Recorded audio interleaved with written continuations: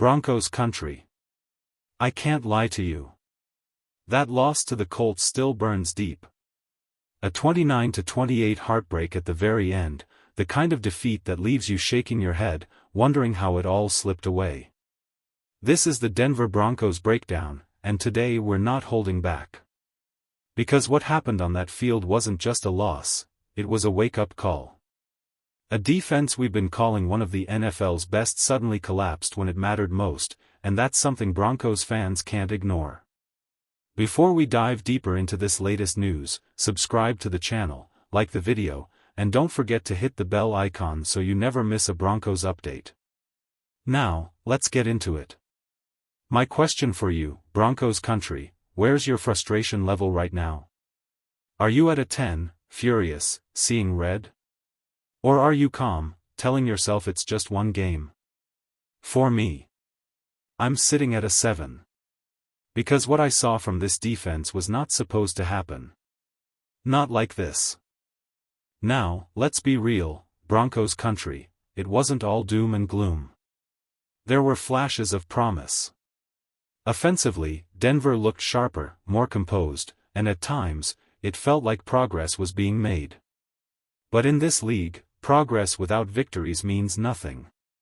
The bottom line is simple, you play to win, and the Broncos didn't finish the job. The real collapse came on defense. The Colts racked up 473 total yards, slicing through with over 300 through the air and 167 on the ground. The pressure wasn't there. The Broncos front failed to disrupt, and Indy controlled the line of scrimmage. Once key defenders like Zach Allen and Pat Certain went down, the entire unit looked vulnerable, like the heart had been ripped from the defense. And then came the dagger, Jonathan Taylor. He didn't just beat the Broncos, he dominated them. Over 200 yards from scrimmage, pounding through tackles, extending drives, and making Denver's defense look powerless. Every carry felt like a body blow. Every catch another reminder that the Broncos had no answer. Yes, there were moments in the red zone early, where Denver bent but didn't break. But as the game wore on, it became clear, the Colts were dictating everything. The defense we believed could stand tall against anyone, crumbled. And that is unacceptable for a team with playoff hopes. Broncos Country, here's the harsh truth, you knew exactly who you had to stop, Jonathan Taylor, and you still couldn't do it. One man carried the entire Colts rushing attack, and Denver's defense had no answer. That failure falls on the defensive line, and it falls on coaching. Vance Joseph needed to scheme better, adjust faster, and put his players in position to succeed. Instead, the Broncos were carved up drive after drive. But it wasn't just Taylor. Every time the Colts dropped back to pass, it felt like Denver was on its heels. The secondary, usually the backbone of this defense, looked shaky without Pat Certain. Missed assignments, soft coverage, and a complete lack of disruption allowed Indy to move the ball with ease. Big gains, easy conversions, wide-open throws, things that should never happen to a defense with this much talent. The Broncos weren't just beaten, they were outplayed, outcoached, and outfought. That's the part that stings the most. This defense was supposed to set the tone for the season. Instead, it was exposed.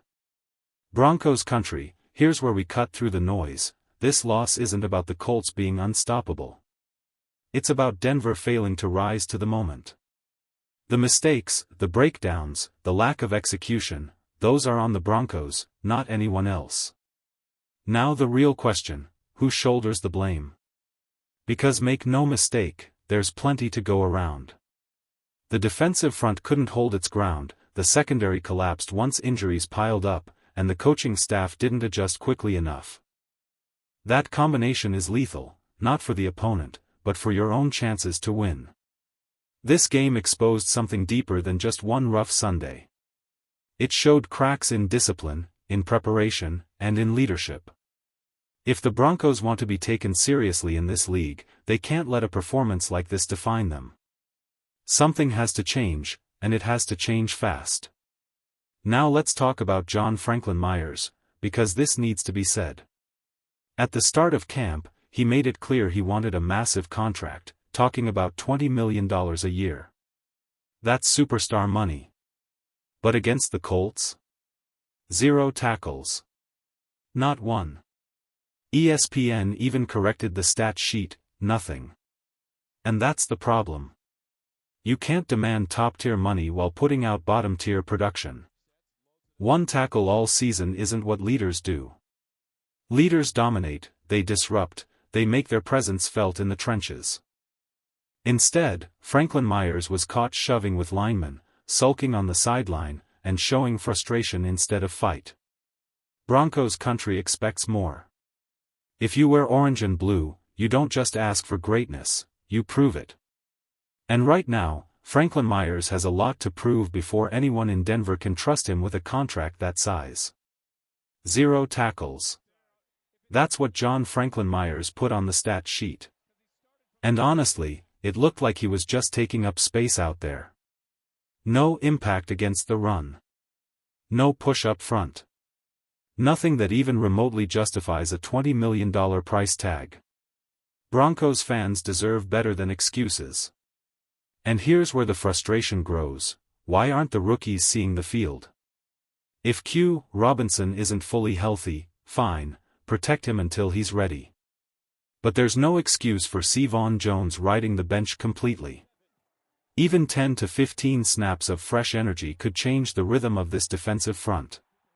Right now, the Broncos need help. Every ounce of it. Because let's be real, this wasn't just one bad day. The Colts exposed cracks. And next week, Denver stares down Justin Herbert and the Chargers, a quarterback who punishes defenses the moment they hesitate. If you can't generate pressure and stop the run, he will carve you up. And it wasn't just the front seven. The so-called no-fly zone looked more like an open runway. Receivers coming and going at will. Planes landing and taking off.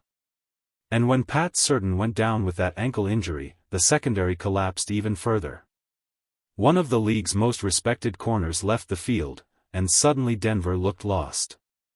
When Pat Certain went down with that ankle injury, it was clear something wasn't right. He battled back onto the field, showing toughness, but you could see it in his movement, slower, cautious, protecting that leg. That wasn't the same lockdown corner who dominated in Week 1. Still, Broncos Country shouldn't panic. Once healthy, Certain will return to form. The bigger concern? Riley Moss. For 6 quarters this season, he looked sharp, confident, even reliable. But in the second half against the Colts, it all unraveled. Time and again, he was exposed. Beaten in man coverage. Losing battles off the line. Outmatched on deep balls, including a brutal chunk play that shifted momentum. Instead of pressing and battling, he got pushed aside. And this is the NFL, you can't afford to give up explosive plays like that. 45 yards here, 50 there, and suddenly the defense is gasping for air. Moss has to tighten up, get physical, and prove he belongs on this stage. Because if Denver's corners can't hold their ground, the entire defense suffers. But as much as the secondary struggled, the biggest takeaway from this game was even more glaring: the front five. Broncos Country, here's the most painful truth of all: the front five, the group hyped as one of the league's most dominant, completely disappeared. The same unit that wreaked havoc in Week 1 managed just 1 sack this time. 1. That's not elite. That's not even average. Give any quarterback in this league a clean pocket, and they'll carve you apart. And that's exactly what happened. This pass rush is supposed to be feared. It's supposed to dictate games. Instead, it looked passive, slow, and ineffective. If you call yourself the best, you have to play like the best, and Denver didn't. Not even close. And then, the kicking game. Yes, mistakes happen. Players miss passes, fumble the ball, throw interceptions. But when the game is on the line, you cannot afford to miss a field goal. That moment against the Colts, when the Broncos needed points to regain control, the kick went wide, and everything shifted. The energy drained out of Denver and poured straight into Indy. Will Lutz has to deliver in the clutch. Early misses can be forgiven. Late misses break hearts. And on Sunday, it broke Broncos Country's. You're a veteran kicker. You've been in pressure moments before. That miss can't happen. Simple as that. But here's the bigger question, Broncos Country, who deserves the most blame for this loss? Is it Vance Joseph and his failure to adjust? The defensive line that vanished after Week 1's dominance? The corners who gave up big plays? Or Will Lutz, who couldn't seal the moment? One thing's certain, it's not the offense. They left it all on the field and gave Denver a chance. For me, the weight falls on Vance Joseph. As the leader of this defense, it's his responsibility to adapt, to adjust, and to inspire confidence. That didn't happen. And if Denver's defense can't respond quickly, the season's goals will slip away before they even take shape. Now the attention turns to Week 3. A divisional showdown against the Chargers in Los Angeles. A short week for them, a chance for redemption for us. But if the Broncos want to walk into LA and make a statement, everything, the pass rush, the secondary, the kicking game, the coaching, has to be sharper. Stronger. Smarter. This isn't just another game. This is the kind of test that defines a season. Broncos Country, the fight continues. Let's see if our team is ready.